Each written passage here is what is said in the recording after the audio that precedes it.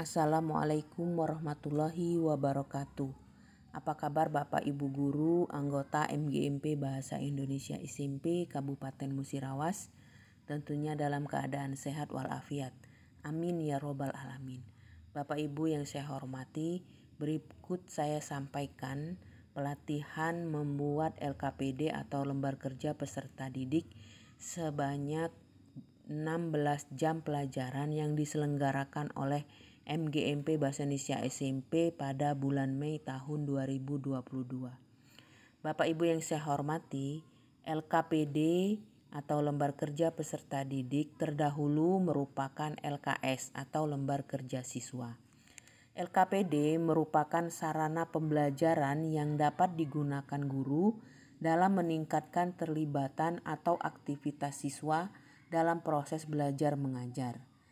LKPD berisi petunjuk praktikum atau petunjuk percobaan yang bisa dilakukan pada saat pembelajaran di sekolah, di rumah, dalam bentuk materi untuk didiskusikan secara kelompok maupun individu. Sebagai contoh misalnya dalam bentuk teka-teki silang, tugas portofolio, tugas isian, esai, sebagai pelatihan dan evaluasi dan sebagainya. LKPD memuat sekumpulan kegiatan mendasar yang harus dilakukan oleh siswa untuk memaksimalkan pemahaman dalam upaya pembentukan kemampuan dasar sesuai dengan tujuan pembelajaran atau indikator pencapaian hasil belajar yang harus ditempuh. Bapak Ibu yang saya hormati, berikut cara membuat LKPD atau lembar kerja peserta didik. Yang pertama yang harus kita lakukan adalah kita membuat judul LKPD-nya. Kita tulis dulu atau ketik dulu lembar kerja peserta didik. Setelah itu kita buat judul materi yang harus kita sampaikan. Sebagai contoh materi di kelas 9 pada semester ganjil ada 3 materi. Salah satunya adalah teks pidato persuasif, teks percobaan, teks cerpen. Begitu juga di kelas 7 ada teks fabel, teks deskripsi dan lain sebagainya. Atau kelas 8 ada teks eksplanasi atau teks prosedur. Nah, di sini karena saya mengajar di kelas 9, maka saya mengambil judul teks pidato persuasif. Selanjutnya Bapak Ibu, di bawah judul kita membuat identitas LKPD kita. Yang pertama yang harus dilakukan adalah menuliskan mata pelajaran yaitu bahasa Indonesia. Yang kedua materi. Nah, materi ini harus spesifikasi. Di sini saya langsung spesifik mengambil materi berjudul mengidentifikasi pidato persuasif. Selanjutnya identitas kelas dan semester. Kelas 9 semester ganjil. Selanjutnya alokasi waktu. Di sini berapa lama waktu yang untuk mengerjakan LKPD yang harus kita berikan kepada siswa.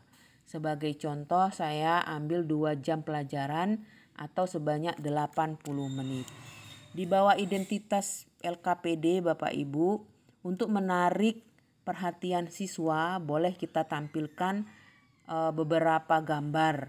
Di sini saya mengambil karikatur gambar orang sedang berpidato dan peserta pendengar pidato. Saya ambil dari internet.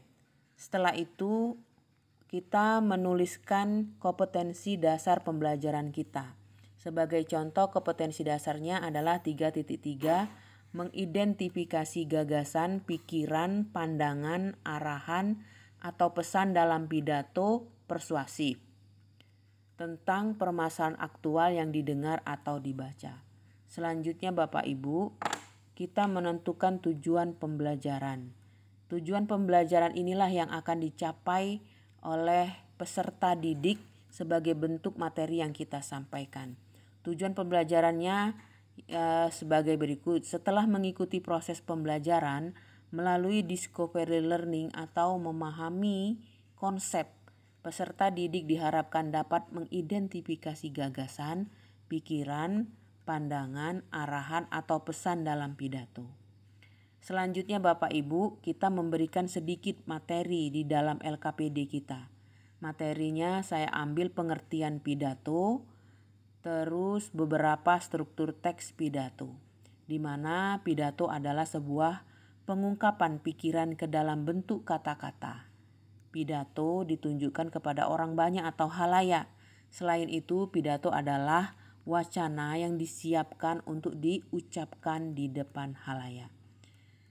Bapak Ibu yang saya hormati, struktur pidato persuasif terdiri dari 3 bagian, yaitu pembukaan, isi, dan penutup. Namun pada dasarnya yang membangun teks pidato terdapat gagasan, pandangan, dan pesan yang ingin disampaikan. Gagasan utama sebagai bentuk identifikasi adalah ide dasar atau sebuah inti pembahasan yang ditulis di dalam paragraf. Pandangan pada teks pidato adalah kalimat ajakan untuk mempengaruhi dan meyakinkan halayak. Untuk pembahasan pesan pidato persuasif adalah keinginan orator atau pembicara terhadap pendengar dengan maksud pendengar melakukan hal yang diinginkan oleh orator. Setelah materi kita sampaikan Bapak Ibu, selanjutnya kita menentukan aktivitas kegiatan LKPD. Aktivitas yang pertama yang harus dilakukan adalah dalam bentuk diskusi kelompok. Lalu kita buatkan tugasnya, yaitu buatlah kelompok dengan jumlah 4-5 orang dan selanjutnya identifikasikanlah teks pidato berikut dengan menjawab dan mengisi tabel pada kolom jawaban. Nah, Bapak Ibu, karena di sini diskusi, yang pertama yang harus kita lakukan adalah menampilkan teks pidato. Teks pidato yang disampaikan tentunya banyak Bapak Ibu. Misalnya dalam tema saat ini COVID-19, bisa juga tentang lingkungan kebersihan sekolah, bisa juga tentang narkoba dan lain sebagainya. Di sini saya mengambil tentang COVID-19. Tentunya pidato yang disampaikan ada pembukaan, ada isi, ada penutup. Bapak Ibu yang saya hormati, berikut pidatonya. Nah, setelah teks yang kita sampaikan, untuk aktivitas yang kedua, identifikasilah teks pidato tersebut dengan mendata tabel berikut. Nah, karena di dalam tujuan pembelajaran, siswa diharapkan dapat menentukan gagasan atau ide pokok pikiran pidato, pandangan atau pesan yang disampaikan, maka ada 3 pertanyaan disampaikan dalam tabel.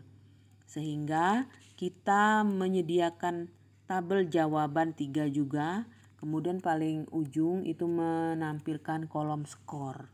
Kemudian di akhir adalah jumlah skor untuk menentukan kalkulasi jumlah skor secara keseluruhan dalam kegiatan diskusi. Selanjutnya yang C, presentasikan hasil tugasmu di depan kelas. Tentunya setelah dipresentasikan ditanggapi oleh kelompok lainnya. Setelah itu, kegiatan pembelajaran diskusi telah dilaksanakan. Peserta didik maupun guru bisa menyimpulkan hasil kegiatan pembelajaran tersebut. Namun diharapkan siswa terlebih dahulu dapat menyimpulkan kegiatan pembelajaran yang mereka diskusikan. Tentunya setiap pertanyaan kita harus menyiapkan tempat untuk membuat jawaban di LKPD. Nah, di sini Bapak Ibu, kita menentukan skor penilaian. Di sini ada 2 kriteria untuk skor penilaian dalam bentuk huruf maupun rentang angka. Untuk rentang angka tentunya kita tentukan sesuai dengan KKM yang kita buat di sekolah. Sebagai contoh, KKM saya adalah paling rendah 69. Maka apabila di bawah 69, anak-anak tidak lulus KKM. Jika di atas 69, anak-anak lulus dengan kriteria misalnya 69 sampai 75, artinya siswa mendapat skor cukup. 76 sampai 85 skornya baik. Kemudian rentang 86 sampai 100 sangat baik atau A. Nah, Bapak Ibu, setelah itu kita menyampaikan juga aktivitas dalam bentuk individu karena kita juga ingin mengambil nilai secara individu selain nilai daripada diskusi kelompok. Nah, latihan soal ini bisa berupa pengetahuan dalam bentuk soal-soal apa, siapa, di mana, dan sebagainya. Jika Bapak Ibu menginginkan penilaian keterampilan, tentunya Bapak Ibu memberikan soal dalam bentuk keterampilan, misalnya dalam membuat percobaan apa, seperti itu kan. Terus kalau kita membuat latihan soal, tentunya kita juga menyiapkan lembar jawabannya untuk diisi oleh peserta didik. Nah, Bapak Ibu, sebagai tugas akhir di sini saya menyiapkan evaluasi.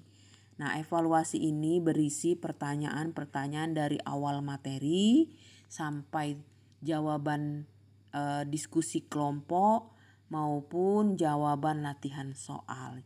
Jadi evaluasi mencakup seluruh kegiatan pembelajaran. Sebagai contoh, evaluasi yang saya sampaikan, yang pertama, apakah yang dimaksud dengan pidato? Yang kedua, tentukanlah struktur bagian pidato. Apa arti persuasif di sini terdapat di dalam materi. Sedangkan soal yang keempat, tuliskan kalimat pembuka pidato di atas. Di sini teks pidato sudah masuk ke tugas aktivitas diskusi. Yang kelima, apakah akibat yang paling fatal jika kita terjangkit COVID? Di sini juga termasuk di dalam pembelajaran diskusi. Kemudian kita siapkan lembar jawabannya. Nah, Bapak Ibu, yang perlu saya sampaikan, karena LKPD lembar kerja peserta didik ini merupakan kegiatan yang harus dikerjakan siswa, maka setiap pertanyaan harus disiapkan lembar jawabannya di dalam LKS. Setelah siswa menjawab semua pertanyaan-pertanyaan kita, tentunya Bapak Ibu untuk mengoreksi jawaban dan memberi penilaian atau skor sebagai bentuk apresiasi siswa, menunjukkan bahwa anak itu berpredikat sangat baik, baik atau cukup. Nah, Bapak Ibu, untuk selanjutnya kita menyiapkan tabel untuk diketahui bahwa tugas siswa itu benar-benar dinilai oleh guru. Maka kita membuat tabel paraf guru, tulis nama, NIP, kemudian kita paraf atau tanda tangan. Di sini kita siapkan skor nilai akhir setelah diakumulasi, skor siswa ini dapatnya berapa. Selanjutnya adalah paraf orang tua atau orang tua wali siswa-siswi. Tentu nama dan tanda tangan untuk ditandatangani orang tua siswa. Nah, sebagai tugas akhir tentunya kita memberikan pendapat siswa sebagai tanda bahwa siswa kita itu bahagia atau tidak dalam pembelajaran yang disampaikan setelah kita memberikan materi di dalam LKPD. Sebagai contoh, di sini saya memberikan tugas kepada siswa memberikan tanda contreng betul apabila pembelajaran yang dilaksanakan adalah sangat menyenangkan, atau menurut dia menyenangkan, atau biasa saja, atau tidak menyenangkan. Sehingga kita mengetahui bahwa anak-anak ini materi yang kita sampaikan ini bermanfaat atau tidak bagi anak-anak. Nah, Bapak Ibu, jika ada pertanyaan silahkan ditanya melalui chat WA pribadi saya. LKPD yang disampaikan pada tahap ini cukup sekian. Semoga dapat bermanfaat, dan LKPD ini merupakan salah satu bentuk tugas yang harus diupload pada data sertifikat membuat LKPD sebanyak 16 jam pelajaran yang akan diposting nantinya. Itu saja yang dapat saya sampaikan Bapak Ibu, semoga dapat bermanfaat. Mohon maaf atas segala kekurangan. Saya akhiri, Assalamualaikum warahmatullahi wabarakatuh.